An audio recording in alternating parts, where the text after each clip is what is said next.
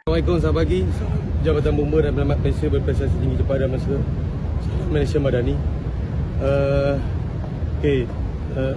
Pusat Gerakan Operasi Negeri Kuala Lumpur telah menerima panggilan kebakaran bangunan melalui sistem MES 999 mana pada jam 6.41 mana telah terima kebakaran bangunan di Menara 3 KLCC mana telah melibatkan restoran mewah yang telah terbakar di tingkat 57.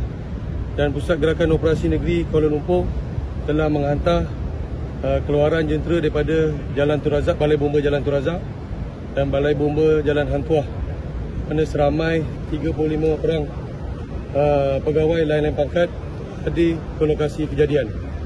Dan tindakan operasi kita telah menghantar anggota dan pegawai masuk ke dalam bangunan secara ofensif dengan menggunakan sistem lead bomber, dan sistem pemadaman yang kita gunakan adalah sistem wet freezer untuk memadam kebakaran yang berlaku di tingkat 57. Dan alhamdulillah operasi telah berjaya dikawal pada jam 7.04 dan telah padam pada jam 8.45 pagi. Tiada mangsa yang terlibat dan sekarang ni kerja-kerja penyiasatan sedang dijalankan di atas bangunan tersebut lah. Bangunan yang terbakar adalah restoran mewah mana peratus kebakaran lebih kurang dalam 30% telah terbakar lah. Dan secara keseluruhannya operasi kita telah berjaya mengawal kemerebakan api yang berlaku di tingkat 57 pada merebak ke tingkat-tingkat lain dengan menggunakan sistem pemasangan selamatan kebakaran yang berada di dalam bangunan. Right. Tuan, cabaran dia apabila berada di bangunan tinggi itu dia lebih, dan open space tu lebih mencabar sebenarnya.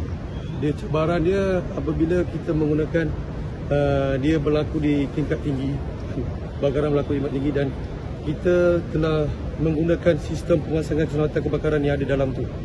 Dan alhamdulillah sistem tersebut boleh digunakan dengan baik dan kita boleh mengawal keberbahayaan berlaku kebakaran. Ketika operasi pemadaman, tuan, kawasan sekitar ni memang tak dibenarkan sebab takut jatuh dan sebagainya barang-barang. Dia akan kita paksa seal kawasan ni untuk menyebabkan bahaya-bahaya yang lain akan datang kepada pengguna-pengguna yang berada di dalam kawasan ini. Sekarang dah open untuk? Sekarang alhamdulillah dah open dan tindakan saya serahkan untuk pihak penyiasatan untuk tindakan selanjutnya lah. Restoran dia akan ditutup sepenuhnya? Dia akan ditutup sementara. Sementara lah sehingga siasatan selesai. Sehingga siasatan selesai. Okay, alright.